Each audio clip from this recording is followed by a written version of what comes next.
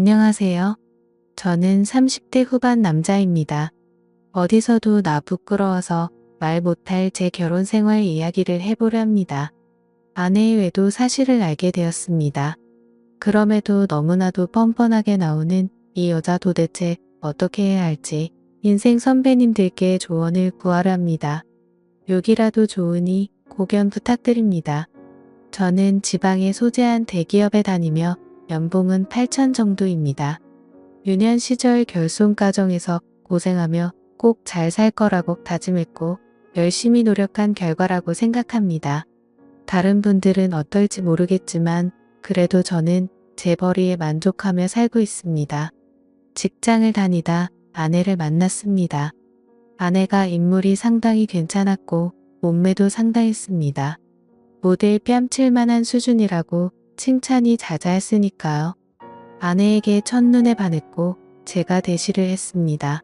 그 당시엔 저도 제가 있는 위치에 자신감이 있었고 당당하게 다가갔지만 아내에게는 부족했던지 번번이 거절당하거나 무시당하기 일쑤였습니다. 지금까지 열심히 살아온 인생 무서울 게 없다 생각하였고 승부욕이 발동되어 끝까지 대시했습니다. 어떻게 보면 참 모질이 같아 보였을 수도 있겠네요. 10번 찍어 안 넘어가는 나무 없다고 결국 아내는 마음을 열었고 꿈같은 연애를 시작하게 되었습니다. 그러다 아내는 혼자 임신을 하였고 이래저래 다른 방법을 생각해보다가 결국 결혼할 마음을 먹고 임신 5개월 차에 결혼을 했습니다. 결혼 이후 순탄하지 않았습니다. 저 때문에 본인 인생을 망쳤다며 저를 매우 힘들게 했습니다. 예상치 못한 임신으로 결혼을 하게 된 거라 분명히 미안한 마음도 있었고 끝까지 책임지리라 생각했기에 처음엔 다 받아주었습니다. 아내도 아내의 인생이 있을 텐데 마냥 미안하다고만 생각했던 것 같습니다. 산모의 히스테리였는지 증상은 점점 심해져 갔고 심지어 제게 폭행을 행사하기까지 합니다. 여자가 때린다고 얼마나 아프겠냐마는 그래도 이 상황을 해결할 수 없는 저는 자존감이 낮아졌습니다. 잠시 아내를 풀어줄 수 있는 방법이 외식이나 선물이었습니다. 그럴 때면 아내의 기분은 잠시 풀렸지만 오래가지 못했습니다. 그렇게 결혼을 하고 아이를 출산하고 잠자리가 소홀해지기 시작했습니다. 아이 때문에 못한다, 살 빼우면 해준다, 지금은 싫다 등등 여러 가지 이유들로 사랑을 거절했습니다.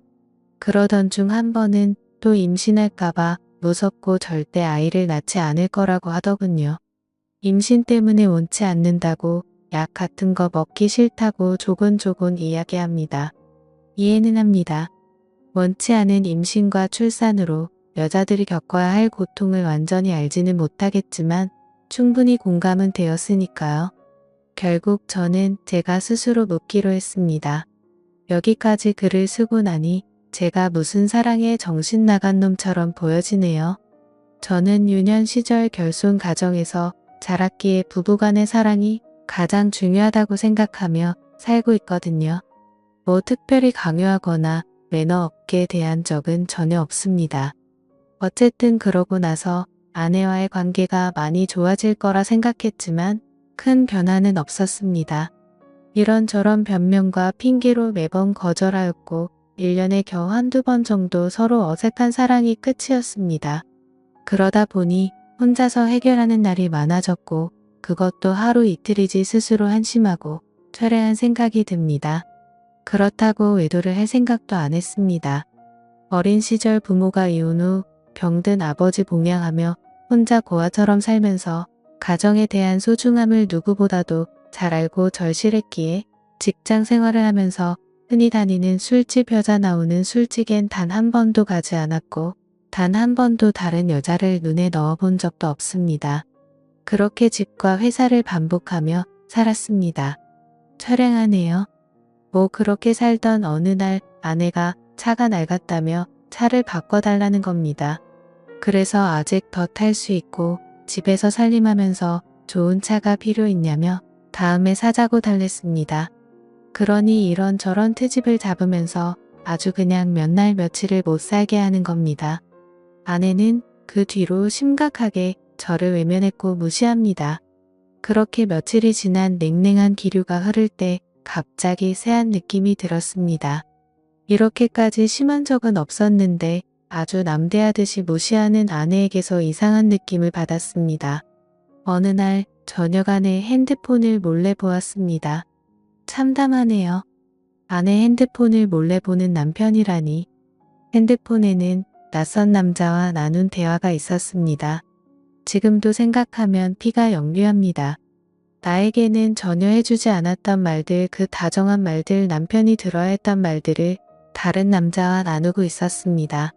그래서 밖으로 나와 일단 마음을 가다듬고 누구냐고 물었습니다.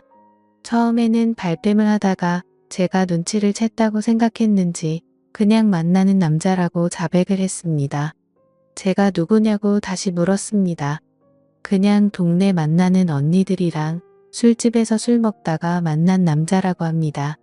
그래서 어떤 싸이냐고 바람핀 거 맞냐, 갈 때까지 간 거 맞냐고 하니까 당당하게 맞다고 합니다.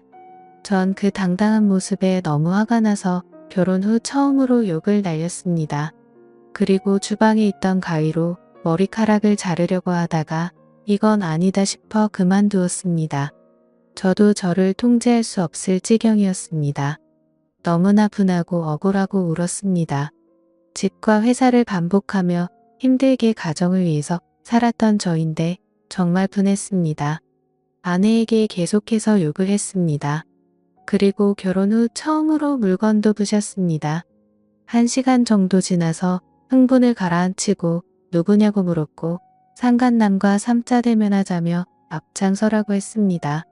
그 남자가 그렇게 마음에 들면 그 남자에게 가라고 이혼하자고 했습니다.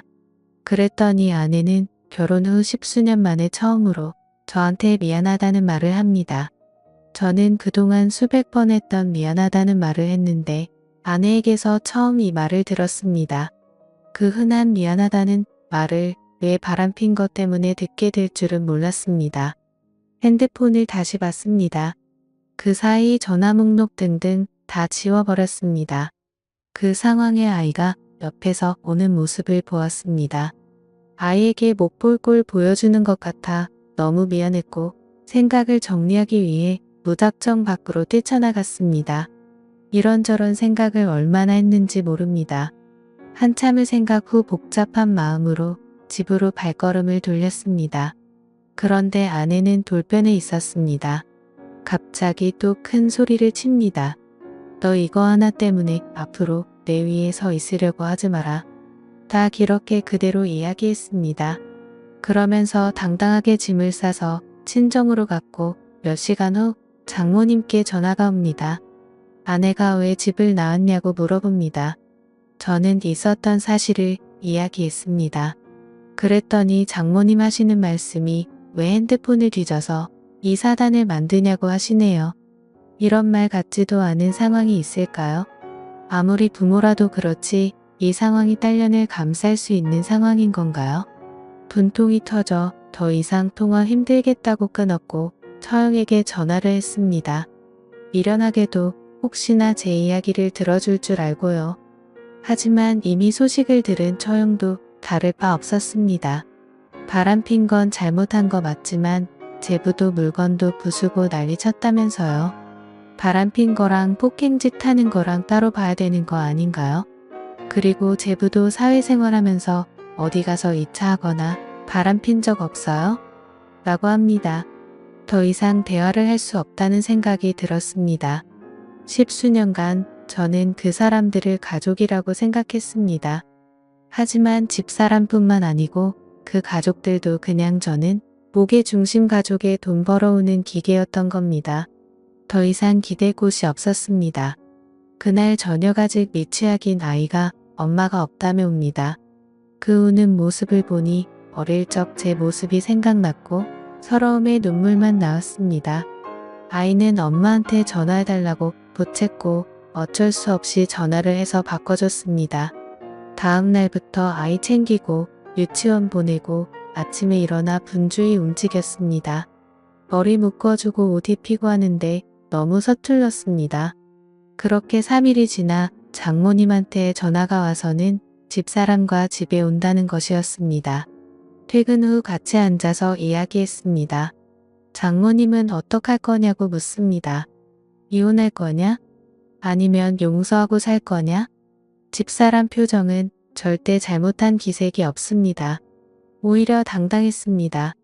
아이가 옆에서 철없이 웃고 장난치고 있는 모습을 보니 마음이 약해집니다. 저는 각서를 쓰자고 했습니다. 그랬더니 아내 본인도 저한테 원하는 내용의 각서를 쓴다고 합니다. 그래서 제가 원하는 내용을 일단 적었습니다. 가정에 충실할 것이며 절대 외도하지 않는다는 내용과 추후 외도, 발각시 위자료 지급과 즉각 이혼이었습니다. 아내도 저에게 원하는 걸 적었습니다. 양말 팬티 뒤집어 놓지 않기, 옷 빨래통에 넣기, 상대방 무시하지 않기 등이었습니다. 외도와 양말이 동급 취급당하면서 장모님도 저보고 생활을 똑바로 안 했기 때문에 자기 딸이 그렇게 되었다며 동급 취급합니다. 각자 각서를 다 적고 사인을 하고 일상으로 돌아가기 위해 노력했습니다. 아내와 합방을 위해 아이방을 따로 꾸몄고 아이를 따로 재울 준비를 했습니다. 하지만 아내는 다시 안방으로 들어오지 않았습니다. 그렇게 또 1년이 흘렀습니다. 그 1년 사이 가해자와 피해자가 뒤바뀐 삶을 그대로 살고 있습니다. 아내의 핸드폰 번호를 바꿔 상간남을 차단한 것 이외에 변한 게 없습니다. 아내는 철없는 아이를 데리고 다니며 이상한 사이비 종교도 다니고 있습니다. 제가 미쳐서 그런가 싶기도 한데 지금 있는 아이도 내 아이가 맞나 생각까지 듭니다. 사실 닮은 구석이 하나도 없습니다. 그래서 머리카락을 몇 개 뽑아 친자 확인까지 준비했으나 만약 사실이든 아니든 아이에게나 저에게나 모두에게 충격일 것 같아 진행을 포기했습니다. 유년 시절 결손 가정에서 고생하며 바랐던 소박한 가정을 꿈꿨던 그 소망이 깨질까봐 그리고 아이의 인생을 망칠까봐 판단이 잘 서지 않습니다. 전 어떻게 하면 좋을까요? 많이 굶고 굶은 힘든 상황이지만 제게 슬기롭게 헤쳐나갈 지혜를 부탁드리겠습니다. 긴 사연 들어주셔서 감사합니다. 여러분의 생각은 어떠신지 댓글 달아주세요. 재미있게 시청하셨다면 구독과 좋아요 부탁드립니다.